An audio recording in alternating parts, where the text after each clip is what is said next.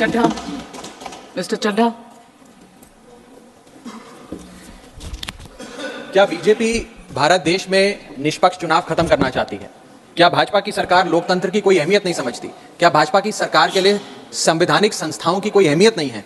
क्या भाजपा सरकार हर संवैधानिक संस्था को अपनी कठपुतली बनाना चाहती है? क्या भाजपा सरकार सुप्रीम कोर्ट के फैसले की कोई सम्मान नहीं करती, उसकी कोई अहमियत नहीं समझती? ये कुछ सवाल हैं जो बिल पढ़ने के बाद मेरे जहन में आए, और वो इसलिए आए क्योंकि इस बिल के माध्यम से ये सरकार चुनाव आयोग को पूरी तरीके से अपने नियंत्रण में लेना चाहती है, यानी कि चुनाव आयोग पे पूर्ण कब्जा चाहती है। मैम, चुनाव आयोग के 3 सदस्य होते हैं, एक मुख्य चुनाव आयुक्त यानी कि चीफ इलेक्शन कमिश्नर और 2 अतिरिक्त इलेक्शन कमिश्नर्स। इनकी चयन और नियुक्ति इस बिल के माध्यम से पूरी तरीके से सरकार के हाथों में आ जाएगी, और वे जिसको चाहें, चाहे वो पार्टी का शख्स हो, यस मैन हो, पार्टी मैन हो, जिस मर्जी को चाहें वे चुनाव आयुक्त बना सकते हैं। चुनाव आयोग की हमारे देश के चुनावों में बड़ी महत्वपूर्ण भूमिका है। किसका वोट बनेगा, किसका वोट कटेगा, ये चुनाव आयोग तय करता है। किस तारीख पे चुनाव होगा, कितने चरण में चुनाव होगा, ये चुनाव आयोग तय करता है। ईवीएम मशीन कहां-कहां भेजी जाएंगी, उसका नियंत्रण, उसका मैनेजमेंट, उसका योग, उसका प्रयोग, सारी चीजें चुनाव आयोग तय करता है। तो इसीलिए चुनाव आयोग एक बड़ी महत्वपूर्ण संस्था है इस देश के फ्री एंड फेयर इलेक्शंस के लिए। Ma'am, I will mince no words. This bill is going to destroy one of the few remaining independent institutions in India, that is the Election Commission, and thereby dislodge free and fair elections from India. ये bill 3 व्यक्ति या संस्था का अपमान है। पहला अपमान है सुप्रीम कोर्ट का।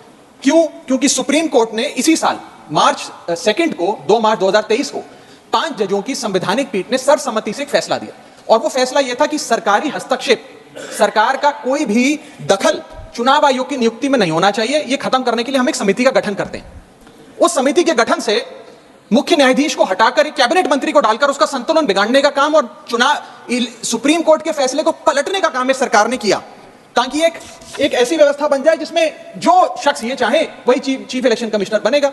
यह इंसल्ट सुप्रीम कोर्ट की इसलिए है क्योंकि इसी साल के दिए गए संवैधानिक पीठ के सर्वसम्मति के 2 फैसलों को इस सरकार ने सदन के भीतर बिल लाकर बदल दिया। पहला था दिल्ली सेवा बिल, जो 8 दिन के भीतर ऑर्डिनेंस लाकर और फिर सदन के भीतर बिल लाकर बदला गया, और एक ये बिल जो 2 मार्च 2023 के सुप्रीम कोर्ट के फैसले को पलटता है और उस फैसले को पूरी तरीके से रिवर्स करने का काम करता है।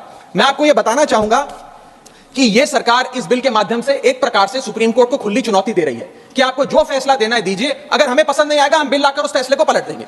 दूसरा इंसल्ट या अपमान इस बिल के माध्यम से चीफ जस्टिस ऑफ इंडिया का है। सुप्रीम कोर्ट का फैसला कहता है कि चयन समिति के 3 सदस्य होंगे, माननीय प्रधानमंत्री जी, माननीय नेता प्रतिपक्ष यानी कि लीडर ऑफ ऑपोजिशन, और 3rd chief justice of India. इन 3 मेंबरी समिति में से इस बिल के माध्यम से सरकार ने चीफ जस्टिस ऑफ इंडिया को हटा दिया और एक कैबिनेट मंत्री को उनकी जगह बिठा दिया।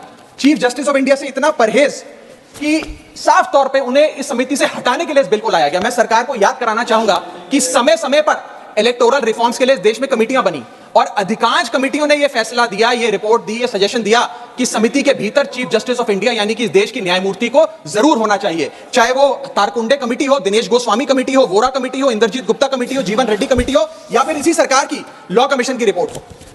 तीसरी इंसल्ट इस बिल के माध्यम से भाजपा सरकार एक ऐसे शख्स की कर रही है जो व्यक्ति भाजपा का संस्थापक थे, जो व्यक्ति आज भी भाजपा के मार्गदर्शक हैं, जो व्यक्ति भाजपा के भीष्म पितामह के नाम से जाने जाते हैं, वो व्यक्ति जो भारत देश के पूर्व प्रधानमंत्री रहे यानी कि लाल कृष्ण आडवाणी जी, पूर्व उप प्रधानमंत्री रहे। मैम, 2 जून 2012 को, और मैं राज्यसभा के पटल पे इस लेटर को रखूंगा, 2 जून 2012 को माननीय लाल कृष्ण आडवाणी जी ने उस समय के प्रधानमंत्री डॉक्टर मनमोहन सिंह को पत्र लिखकर कहा कि चुनाव आयोग की जो भूमिका है चुनावों में बड़ी महत्वपूर्ण है, उसकी नियुक्ति पर एक बहुत बड़ा संदेह, प्रश्न चिन्ह लगा हुआ है, और उसकी नियुक्ति सरकार के हाथ में नहीं होनी चाहिए। और वो लिखते हैं, the present system whereby members to the election commission are appointed solely on the advice of the prime minister does not evoke confidence in the people, keeping these important decisions as the exclusive preserve of the ruling party renders the entire selection process vulnerable and open to manipulation and partisanship। और वो कहते हैं कि समिति 5 सदस्यों की हो जो सीईसी की चयन करे, उनकी नियुक्ति करे, जिसमें प्रधानमंत्री हो, जिसमें लीडर ऑफ ऑपोजिशन लोकसभा हो, जिसमें लीडर ऑफ ऑपोजिशन राज्यसभा हो, जिसमें चीफ जस्टिस ऑफ इंडिया हो और कानून मंत्री हो, यानी कि 2 सदस्य सरकार के, 2 सदस्य ऑपोजिशन के और 1 न्यायपालिका के। ये समिति बड़ी अच्छी है, यानी कि आडवाणी जी भी चीफ इलेक्शन कमिश्नर की स्वतंत्रता के लिए, चुनाव आयोग की स्वतंत्रता के लिए लड़ते रहे, लेकिन इन लोगों ने आडवाणी जी को भी उनके हक की, उनके अधिकार की बात नहीं दी। आज मैं सदन में दूसरी बार लालकृष्ण आडवाणी जी के हक की, उनके अधिकार की बात मांगने के लिए खड़ा हुआ हूं। पहला, जब उन्होंने दिल्ली सेवा बिल पर कहा था दिल्ली को पूर्ण राज्य का दर्जा दिया जाए, और आज जब उन्होंने कहा कि चीफ इलेक्शन कमिश्नर की नियुक्ति स्वतंत्रता से हो, निष्पक्ष तरीके से हो। आगे मैं 3 महत्वपूर्ण कारण बताना चाहूंगा मैडम, जिसके चलते यह बिल को आज मैं और मुझे लगता है समस्त विपक्ष अपोज करता है। पहला, कि यह बिल पूरी तरीके से इलीगल है, गैर कानूनी है, और वो इसलिए है क्योंकि you can not reverse a supreme court judgment without changing the very basis of it. यानी कि अगर आपको सुप्रीम कोर्ट के फैसले को पलटना है तो सुप्रीम कोर्ट जिस फैसले को देते हुए जिस आधार को रेफर करता है, आपको उस आधार को बदलना पड़ेगा। आप सीधा फैसला नहीं पलट सकते। लेकिन इन लोगों ने सुप्रीम कोर्ट के फैसले की मूलभूत भावना को इस बिल के माध्यम से चोट पहुंचाने की कोशिश करी है और निष्पक्षता को चुनाव आयोग की भंग किया है। दूसरी कारण क्यों यह बिल गैर का, इसलिए क्योंकि यह बिल बेसिक स्ट्रक्चर, माइक, मेरा माइक चला गया, क्योंकि यह bill basic structure of the constitution के खिलाफ है। Basic structure of the constitution है free and fair elections. Basic structure of the constitution है निष्पक्ष चुनाव और डेमोक्रेसी। अगर बायस्ड इलेक्शन कमीशन होगा तो चुनाव भी बायस्ड होगा। अगर गैर निष्पक्ष तरीके से चुनाव आयोग चुना जाएगा तो हिंदुस्तान में चुनाव भी गैर निष्पक्ष तरीके से होंगे। इसीलिए यह basic structure of the constitution को भी पूरी तरीके से वायलेट करता है। मैं आगे बताना चाहूंगा कि दूसरा महत्वपूर्ण कारण क्यों यह बिल एक प्रकार से सरकार के हाथ में चुनाव आयोग का पूरा नियंत्रण दे देता है। Why is the selection committee biased in the favour of the government? Supreme court ने कहा 3 मेंबरी समिति होगी जो तय करेगी कि चुनाव आयोग में कौन कौन बैठेगा, प्रधानमंत्री, लीडर ऑफ ऑपोजिशन और चीफ जस्टिस ऑफ इंडिया। इसमें से चीफ जस्टिस ऑफ इंडिया को निकाल बाहर कर एक कैबिनेट मिनिस्टर को इसमें डालकर पूरा नियंत्रण सिलेक्शन समिति का इन लोगों ने बिगाड़ दिया, जिसके चलते आज इस समिति में सरकार के पास 2 वोट हैं। 2:1 से सारे फैसले मेजॉरिटी से सरकार ले सकती है। इसमें सर्वसम्मति से फैसला नहीं लेना, यूनानिमिटी से फैसला नहीं लेना। सरकार चाहे तो 2:1 से कोई भी फैसला ले सकती है। यानी कि सारा नियंत्रण कौन मुख्य चुनाव आयुक्त होंगे, कौन चुनाव आयुक्त होंगे, ये सरकार के हाथ में आ जाता है।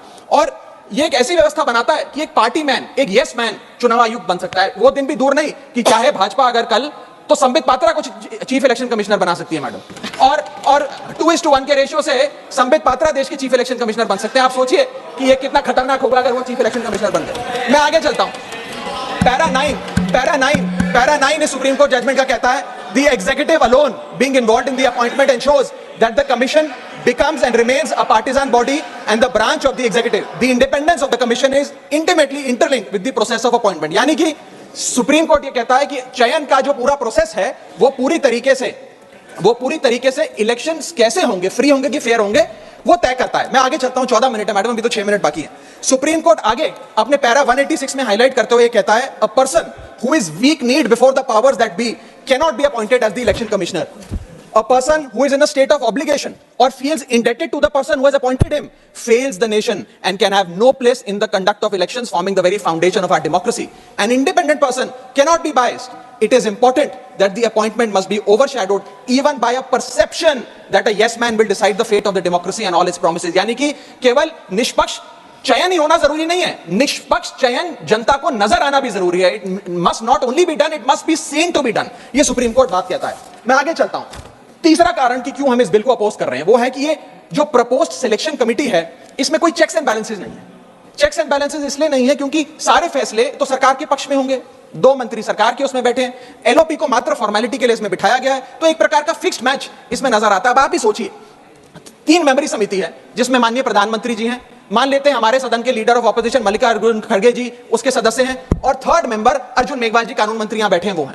अब इनकी बैठक चल रही है. इसमें माननीय प्रधानमंत्री जी कहते हैं कि मैं रमेश नाम के शख्स को चीफ इलेक्शन कमिश्नर बनाना चाहता हूं.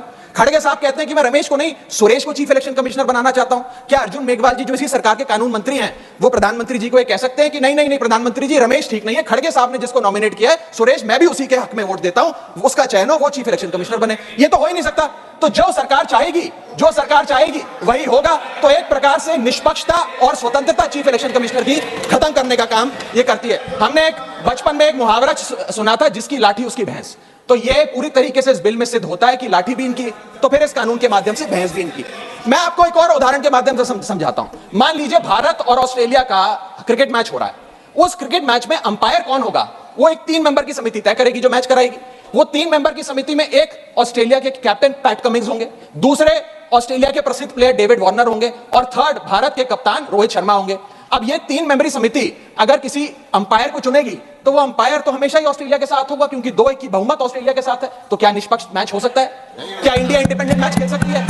ऐसा ऐसा ही कुछ इस चुनाव आयोग के गठन से, इस बिल के आने के बाद इस देश में होने जा रहा है। मैं आगे चलता हूं मैडम, मैं आगे चलता हूं, मुझे बोलने दीजिए। इसका मैडम, इसका माध्यम, मैडम मुझे बोलने दीजिए, मुझे डिस्टर्ब ना करें। ये बिल 3 की टेस्ट पे फेल होता है, the test of independence, the test of neutrality and the test of constitutionality. ये हमारा कॉन्स्टिट्यूशनल इंपेरेटिव है कि देश में चुनाव आयोग निष्पक्ष हो, ताकि चुनाव निष्पक्ष हो। अगर चुनाव आयोग निष्पक्ष नहीं होगा तो चुनाव निष्पक्ष नहीं होंगे और लोगों की आस्था इस लोकतंत्र से डगमगा जाएगी। मैं सरकार को कहना चाहता हूं, अगर सरकार सुप्रीम कोर्ट के इस फैसले को पलटना चाहती है, अगर सरकार चीफ जस्टिस ऑफ इंडिया को इस समिति से हटाने के लिए इतनी बेकरार है, तो मैं आज सुझाव लाया हूं कानून मंत्री जी। 3 सुझाव मेरे, इनमें से अगर आप कोई सुझाव स्वीकार कर लें तो मुझे लगता है सारा हाउस एक आवाज में आपके इस बिल का समर्थन करेगा। पहला सुझाव यह है, ये 3 ऑप्शन आए आपके लिए। पहला ऑप्शन यह है कि चुनाव आयोग का गठन, कौन चीफ इलेक्शन कमिश्नर होगा और कौन इलेक्शन कमिश्नर्स होंगे, इसका गठन 2 मेंबरी समिति करे, जिसमें 2 लोग हों, प्रधानमंत्री और लीडर ऑफ ऑपोजिशन या विपक्ष के नेता। ये 2 मेंबर्स सर्वसम्मति से फैसला ले, यूनानिमिटी से, क्योंकि 2 लोगों में मेजॉरिटी तो हो नहीं सकती, तो 2 लोग सर्वसम्मति से फैसला ले, जो भी नाम तय करेंगे हम सब मान जाएंगे। ये ऑप्शन 1। ऑप्शन 2 मैं देना चाहूंगा सरकार को, जो लालकृष्ण आडवाणी जी ने दिया था। लालकृष्ण आडवाणी जी की बात मान लीजिए, मेरी मत मानिए, आपको आम आदमी पार्टी तो पसंद नहीं, पर अपने पेट्रियार्क फाउंडिंग फादर, आपके पितामह भीष्म लालकृष्ण आडवाणी जी का फॉर्मूला ले लीजिए।